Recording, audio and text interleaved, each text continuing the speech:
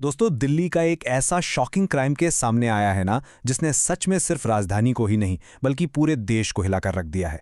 आज के इस एक्सप्लेनर में हम बात करने वाले हैं एक ऐसे इंसिडेंट की जो सिर्फ एक ब्रूटल अटैक नहीं है। ये केस है एक वुमेन एडवोकेट पर हुए खौफनाक हमले का।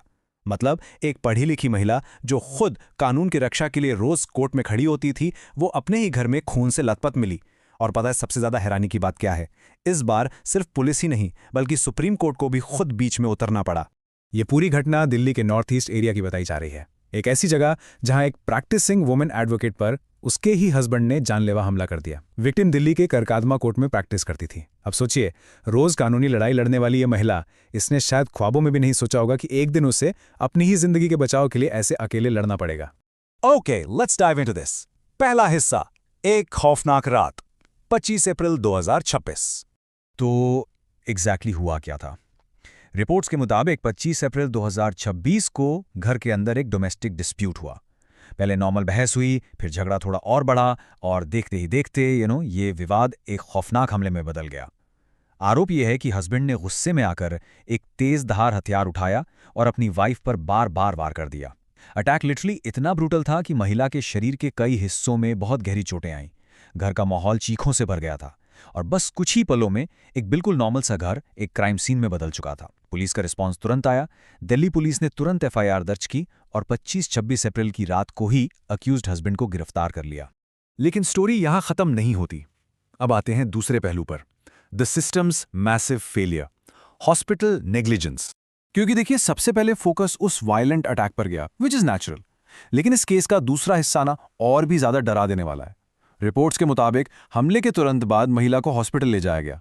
उसकी हालत बेहद सीरियस थी, खून बह रहा था, उसे इमरजेंसी ट्रीटमेंट की बहुत सख्त जरूरत थी। लेकिन मीडिया रिपोर्ट्स बताती हैं कि विक्टिम को एक नहीं बल्कि कई हॉस्पिटल्स के चक्कर कटवाए गए।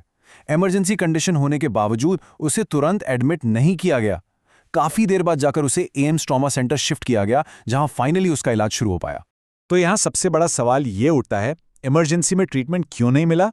सोचिए जरा, एक तरफ एक क्रिटिकली इंजर्ड महिला जिंदगी और मौत के बीच जूझ रही थी और दूसरी तरफ उसे लिटरली एक हॉस्पिटल से दूसरे हॉस्पिटल रेफर किया जा रहा था। क्या सच में हॉस्पिटल्स ने एक ब्लीडिंग विक्टिम को टाइम पर लाइफ सेविंग ट्रीटमेंट देने से इनकार कर दिया? ये कोई छोटी बात नहीं है। और यही वो पॉइंट है जहां जुडिशरी ने खुद इंटरवीन किया। सेक्शन 3, सुप्रीम कोर्ट का कदम और सुओ मोटो कॉग्निजेंस। इस केस ने अपना सबसे बड़ा मोड़ तब लिया जब ये मैटर सीधा देश की सबसे बड़ी अदालत यानी सुप्रीम कोर्ट पहुंच गया। एक supreme court advocate on record ने चीफ जस्टिस को एक अर्जेंट लेटर लिखा और तुरंत इंटरवेंशन की मांग की। इस लेटर में सिर्फ उस ब्रूटल अटैक का ही जिक्र नहीं था, बल्कि स्पेसिफिकली पॉइंट आउट किया गया कि विक्टिम को वक्त पर ट्रीटमेंट नहीं मिला और उसके छोटे छोटे बच्चे इस ट्रेजेडी के बीच फंस गए हैं। So the crucial point is, case की गंभीरता को देखते हुए सुप्रीम कोर्ट ने इस मामले पर सुओ मोटो कॉग्निजेंस ले लिया। अब इसका मतलब क्या है? इसका सीधा सा मतलब है कि अदालत ने बिना किसी फॉर्मल पिटिशन के खुद ही इस केस को उठाया और तुरंत सुनवाई शुरू कर दी। दोस्तों, ये सच में बहुत रेयर होता है। हर केस में सुप्रीम कोर्ट खुद से आगे आकर बीच में नहीं आता, लेकिन इस बार मामला इतना ज्यादा सीरियस था ना कि कोर्ट को खुद इंटरवीन करना ही पड़ा। और इंटरवीन करते ही सुप्रीम कोर्ट ने कुछ सख्त डायरेक्टिव्स दिए। उन्होंने दिल्ली पुलिस कमिश्नर को क्लियर ऑर्डर दिया कि इस केस की इन्वेस्टिगेशन किसी सीनियर ऑफिसर को ही सौंपी जाए। कोर्ट ने स्पेशली मेंशन किया कि अगर मुमकिन हो तो एसीपी या डीसीपी रैंक की एक वुमेन ऑफिसर इस प्रोब को लीड करे। यानी सुप्रीम कोर्ट सिर्फ एक रूटीन इन्वेस्टिगेशन नहीं चाहता, उन्हें एक कंप्लीटली फेयर इन्वेस्टिगेशन चाहिए। इसके अलावा कोर्ट ने सिर्फ पुलिस को ही नहीं बल्कि हॉस्पिटल्स को भी सवालों के घेरे में ला खड़ा किया। उन सभी हॉस्पिटल्स की स्ट्रिक्ट जांच मांगी गई है जिन्होंने एलिजिडली विक्टिम को इमरजेंसी ट्रीटमेंट देने में देरी की थी, क्योंकि अगर ये आरोप सच साबित होते हैं तो ट्रस्ट मी, ये सिर्फ एक आम मेडिकल नेग्लिजेंस नहीं बल्कि एक बहुत बड़ा ह्यूमन फेलियर माना जाएगा। साथ ही कोर्ट ने नेशनल लीगल सर्विसेज अथॉरिटी को भी निर्देश दिया कि विक्टिम को तुरंत 3 लाख रुपए की इंटरिम फाइनेंशियल असिस्टेंस दी जाए, ताकि बिना किसी परेशानी के उसका इलाज हो सके और बच्चों की देखभाल में भी कोई कमी ना आए। Let's move to the next crucial part and see how this builds up. चौथा हिस्सा, बिखरता परिवार और मासूम बच्चियां। आप जानते हैं, इस केस का सबसे इमोशनल और सच कहूं तो सबसे डिस्टर्बिंग एंगल तब सामने आया जब उन बच्चों का जिक्र हुआ। रिपोर्ट्स के मुताबिक विक्टिम की 3 माइनर डॉटर्स हैं।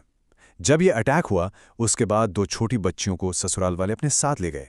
और सबसे शॉकिंग बात, जो सबसे बड़ी बेटी थी उसे घर के बाहर ही छोड़ दिया गया था। एक बार बस सोचिए, एक तरफ माँ हॉस्पिटल में अपनी सांसों के लिए लड़ रही थी और दूसरी तरफ 3 छोटी मासूम बच्चियां इस खौफनाक रात का बोझ अकेले झेल रही थीं। ये सिर्फ एक क्राइम थोड़ी है, ये तो एक पूरे परिवार का टूटना था। सुप्रीम कोर्ट ने यहां भी तुरंत एक्शन लिया और पुलिस को ऑर्डर दिया कि उन 2 मिसिंग बच्चों का जल्दी से जल्दी पता लगाया जाए। साथ ही सबसे बड़ी बेटी को ऑफिशियली उसके नाना नानी के पास रहने की इजाजत दे दी गई। जो हमें लाता है हमारे आखिरी हिस्से पर, इंसाफ या सिर्फ सवाल, एक सिस्टमिक क्राइसिस। क्योंकि अब ना ये केस सिर्फ एक हस्बैंड वाइफ अटैक का नहीं रह गया है। As you can clearly see, ये केस अब women's safety, domestic violence, hospital negligence, child protection और एक फेयर पुलिस इन्वेस्टिगेशन जैसे कड़े मुद्दों पर एक नेशनल इशू बन चुका है। इस एक इंसिडेंट ने हमारे सिस्टम की कितनी सारी लेयर्स को एक्सपोज कर दिया है। तो आज के इस एक्सप्लेनर को हम इस एक थॉट के साथ खत्म करेंगे।